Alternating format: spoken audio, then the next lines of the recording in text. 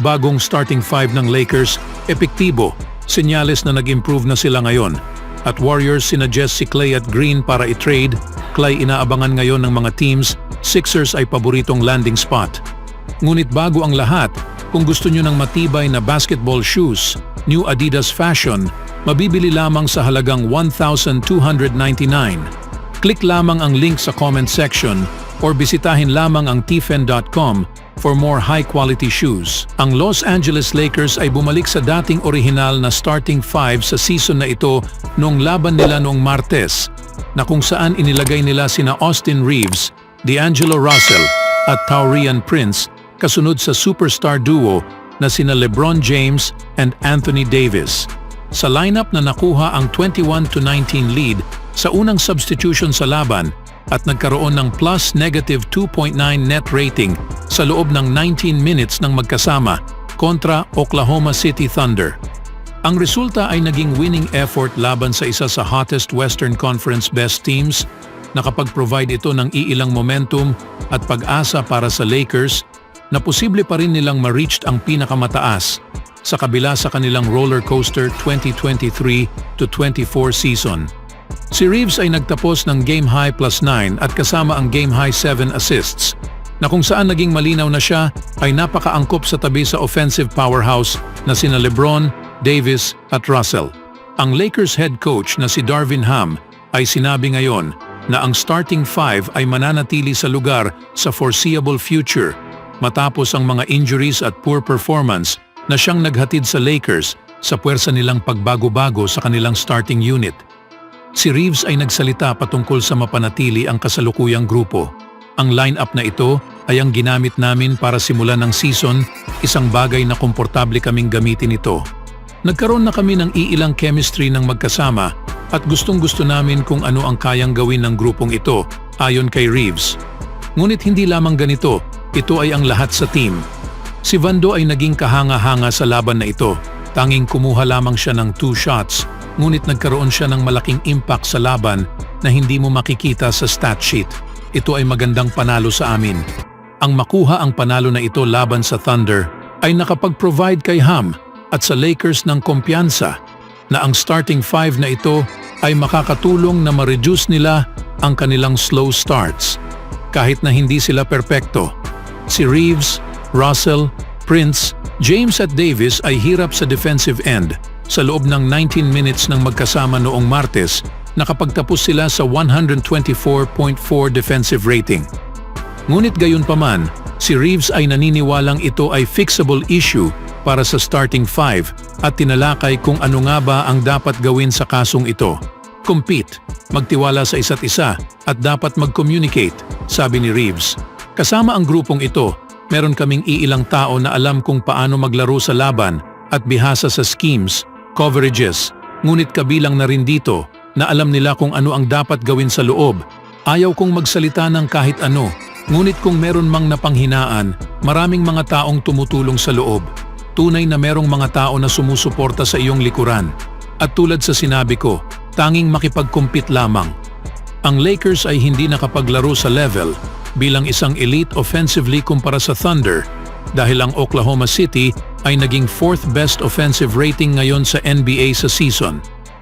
Ang makuha ito ng Lakers ng maaga bilang ang kanilang pagsubok ay isang momentum boost para sa grupo na siyang desperadong naghahanap ng kasagutan sa paghihirap. Ang LA ay magkakaroon ng tsansa para makabuo ng success laban sa Thunder at pwedeng mapa-extend sa panahong haharap sila sa Dallas Mavericks para sa primetime matchup sa paparating na Huwebes.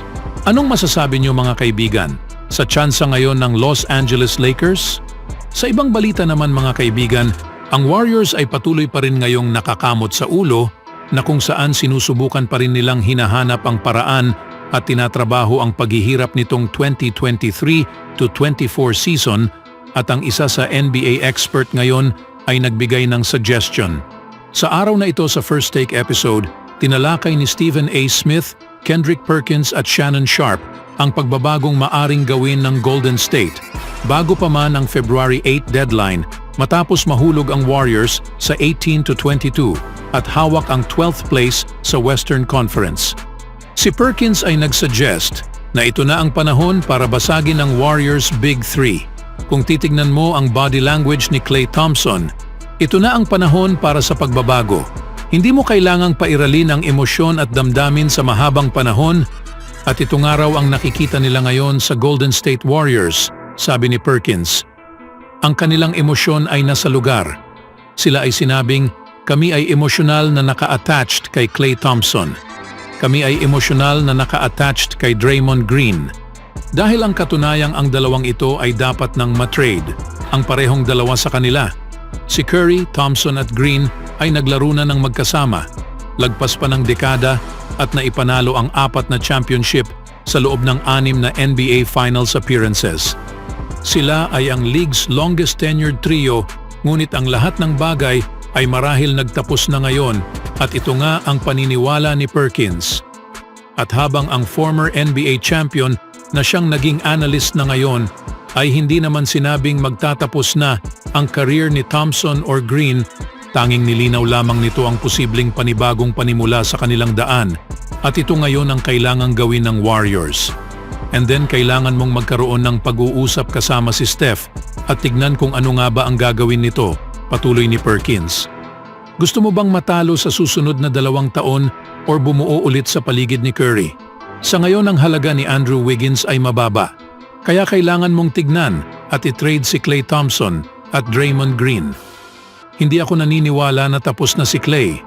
Tanging naniniwala lamang ako na kailangan niya ng panibagong senaryo, pagtatapos ni Perkins. At speaking of Klay, ang Philadelphia 76ers ay ang paboritong susunod na team na maland nila itong si Thompson. Ang Atlanta Hawks ang sumunod na may plus 400, New York Knicks na may plus 500, Chicago Bulls na may plus 600 at Dallas Mavericks na may plus 700 ay ang mga teams na na-mention bilang potential suitors. Bagaman itong si Klay ay tila hindi na ang dating star caliber player kumpara noon, meron pa rin naman itong abilidad na maging mainit sa laban sa labas ng arc sa kahit anumang panahon at dalhin ang team sa panalo. Ang 76ers ay hangad ngayon ang makipag-compete sa Eastern Conference at ang makuha nila si Klay ay isang intrigang move.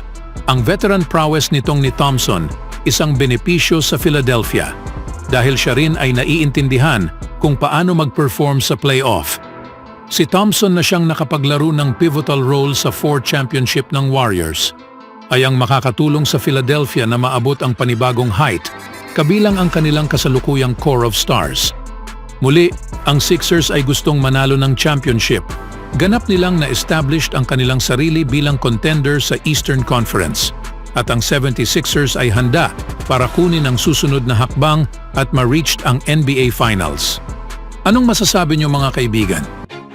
Always do it on my own, so I gotta get through it. And the only thing I know is to love what I'm doing. Never give up, never slow, till I finally prove it. Never listen to the no's, I just wanna keep moving. Keep my head up when I act, head up, that's a fact.